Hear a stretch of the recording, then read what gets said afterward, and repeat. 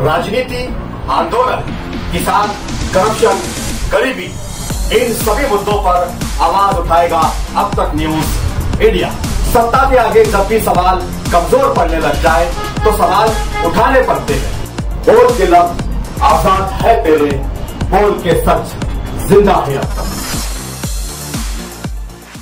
आइए दर्शकों, एक बार फिर आपका स्वागत है अब तक न्यूज पर। मैं जाबिर शाह। आज हम मौजूद है मालेगांव शहर के कॉलेज ग्राउंड यानी कि ईदगाह ग्राउंड पर। यहाँ पर आज योगी आदित्यनाथ जी की सभा होने वाली है और आज के प्रचार का आखिरी दिन भी है।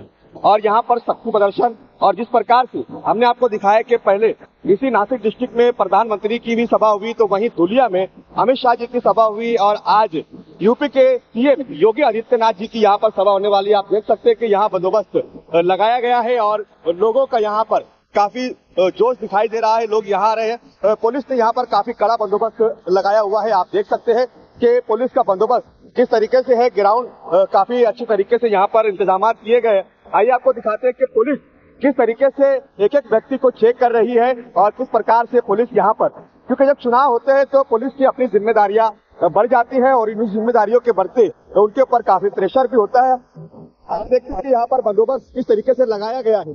अभी थोड़ी ही देर में यहाँ पर योगी आदित्यनाथ की उनकी जो यहाँ पर एंट्री होने वाली है और उसके बाद फिर ये सभा का पूरा वातावरण यहाँ पर तैयार हो चुका है।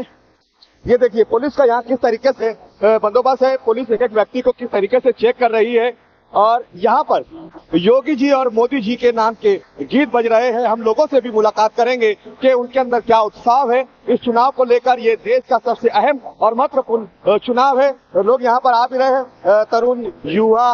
काय नाव आपला? सागर हरिभाऊ. कुठून आले आपण? करजगव्हाण. आज इथे सभा होणार आहे आणि निवडणूक संदर्भात काय प्रतिक्रिया आपली?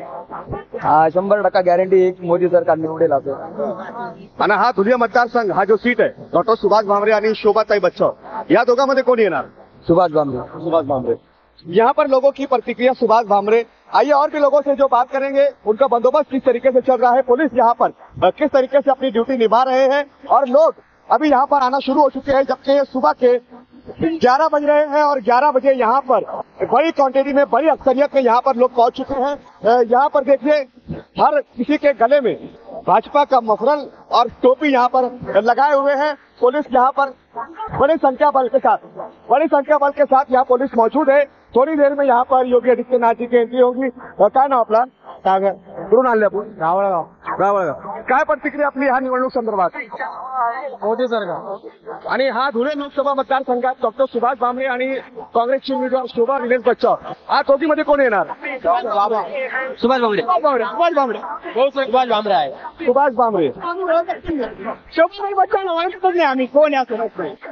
शोभाताई बच्चन को यहाँ पर जानते ही नहीं है। इस प्रकार की प्रतिक्रिया। आइए और भी दिखाते हैं आपको किस तरीके का यहाँ पर समीकरण बना हुआ है, वातावरण बना हुआ है। हम अंदर भी जाएंगे, अंदर की कुछ झलकियां अभी आपको दिखाएंगे कि अभी सीएम योगी आदित्यनाथ के आने से पहले किस प्रकार का यहाँ पर वातावरण है। काय नाव आपला? गणेश जगताप. कुठून आणले आपण? सोयगाववरून. काय प्रतिक्रिया आपली ह्या निवडणूक संदर्भात? फक्त मोदी. 400 पार. फक्त मोदी ओनली. याच्या अगोदर 2014 आणि 2019 मध्ये पण निवडणूक झालेली होती, पण हा मतदारसंघात आणि नाशिक डिस्ट्रिक्ट मध्ये ना पंतप्रधान आले होते, ना अमित शाह आले होते आणि ना योगी आले होते.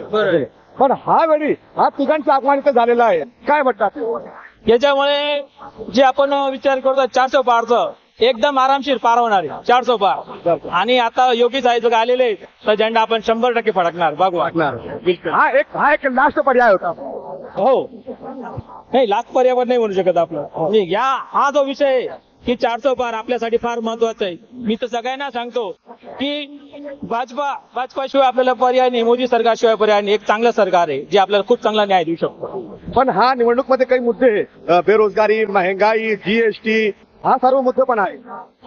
महागाई किती पण वाढू द्या, आम्ही त्याला तयार आहे, पण आपला देश सक्षम राहिला पाहिजे आणि याच्यासाठी फक्त आणि फक्त मोदी सरकार एकमेव फक्त पर्याय. काय म्हणणं आहे आपला? बरोबर म्हणतात. आपली काय प्रतिक्रिया या संदर्भात? सर्व लोक खुश आहेत यावर आणि मोदी सरकार आलं पाहिजे. सुभाष बाबा कमीत कमी 2 लाखाच्या लिहिली निवडतील. 2 लाख. हो, मागच्या वेळेपेक्षा आहे थोडं टफ. शेतकऱ्यांचे प्रश्न आहेत पण मोदी सरकार देशाच्या संरक्षणासाठी चांगलं. याच्या अगोदर असा टफ फाईट 2024 आणि 19 मध्ये होता का? नाही. आहे थोडे मुद्दे, पण ते आता लोक कसं आपला देश वाचला तर आपण वाचू, त्याच्यामुळे सर्व मोदीलाच मतदान करतो. काय ना आपला माझं नाव संजय जगन्नाथ कडला. महंगाई मुद्दा, बेरोजगारी मुद्दा हा आणि जीएसटी भरपूर महार, हा सर्व मुद्दे काँग्रेस उचलतात आहे. अहो, महंगाई राहिली असती. ज्या लोकांनी 10 वर्षापूर्वी 3 लाखाचा प्लॉट घेतला आहे, आज त्याची 40 लाख रुपये किंमत झालं. जे ट्रॅक्टर चालवायचे आज ते मोबाईल घेऊन फिरतात. बरोबर. हे जे काँग्रेसवाले म्हणतात रोजगारी भरपूर चालू आहे. ज्या 10 वर्षापूर्वी 1000 रुपये कांदा होता, आज मी बॉर्डरवर जाऊन बघा फौजी लोकांचे काय आले तेव्हा. आजची परिस्थिती बघा काय आहे. काँग्रेसच्या राज्यात आणि बीजेपीच्या राज्यात किती फरक आहे. तर आजच्या तारखेला हे काँग्रेसवाले जर राहिले तर भारताला विकून टाकतील. आजच्या तारखेला मोदीच पर्याय आहे. येस, काँग्रेस भाजपावर आरोप होते की त्यांनी काय एजन्सी विकून टाकले, रेल्वे विकून टाकले, एअरपोर्ट विकून टाकले. तर कोणासाठी विकलं, काय केलं त्यांनी. हे सारे पैसे कुठे गेले का.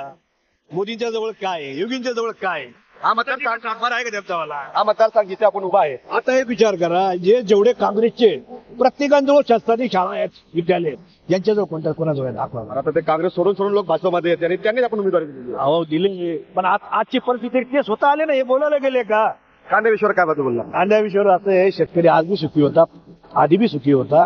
हे जे काही आता परवाची गोष्ट घ्या ना, डुप्लिकेट का शेतकरी पाठवून दिला शरद पवार नाही, तर तुमच्या समोरची गोष्ट आहे ना, तो काय शेतकरी होता का. मराठा आरक्षण तर मी बोलू शकत नाही, मी ओबीसी, बरोबर आहे. पण आपल्याला याच्याबद्दल कोणतं राजकारण करायचं, समाजकारण करायचं नाही. हा नाशिकमध्ये निर्यात बंदीचा खूप मोठा विषय आहे. निर्यात बंदीचा त्याच्याबद्दल काही बोलू नाही शकत. काय बरं, त्याच्याबद्दल काही माहिती नाही का. अच्छा, निर्यात बंदीवर काय. निर्यात बंदी सगळीकडे निर्यात बंदी असं चालू आहे, पण तसं प्रत्यक्ष पाहायला गेलं तर कांद्याचा भाव जवळजवळ सारखाच आहे. काय फरक पडत. काही फरक पडत नाही. निवडणूक मध्ये काय फरक पडत. कारण इकडे जर कांद्याचा भाव पाहता तर बाजरीचा भाव तिकडे बघायला पाहिजे. बाजरीचे तर भाव वाढलेलेच आहेत. फक्त एक काहीतरी भाऊ आहे, तो फक्त कांदा प्रश्न लावून धरलेला आहे विरोधी पक्षवाल्यांनी, दूसरा काही नहीं, मुद्दे नहीं है दूसरे का ही।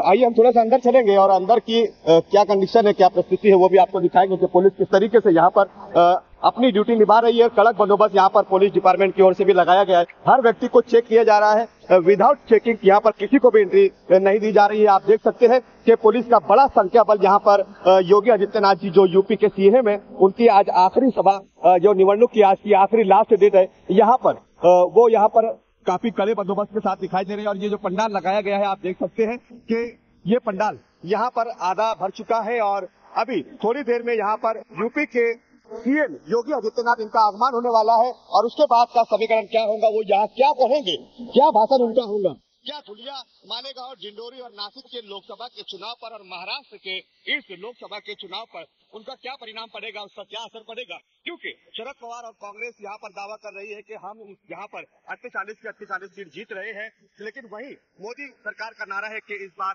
400 के पार। आज की जो आखिरी सभा यहाँ पर होने वाली है, इस सभा के बाद मतदाताओं पर इसका क्या असर पड़ेगा और चुनाव पर इसका क्या असर पड़ेगा, ये भी हम 4 जून के बाद देखेंगे कि कौन कितना भविष्यवाणी करने में सक्षम साबित हुआ है। क्या शरद पवार की भविष्यवाणी साबित होती है या फिर मोदी का वो नारा 400 के पार का ये साबित होगा, ये भी हम देखेंगे। आज की सभा के बाद योगी आदित्यनाथ जी का भाषण क्या होने वाला है, सबकी निगाहें योगी आदित्यनाथ जी के आज के होने वाले इस भाषण पर टिकी हुई है कि वो यहाँ पर मालेगांव की इस सरजमीन पर क्या भाषण देते हैं और क्या वातावरण निर्माण होता है और क्या समीकरण बनता है। हम जुड़े रहेंगे और दिखाते रहेंगे, पल पल की खबरें आप देखते रहिए। मैं जाबिर शाह, कैमरामैन रहमान प्रिंस के साथ आप देख रहे हैं अब तक न्यूज इंडिया।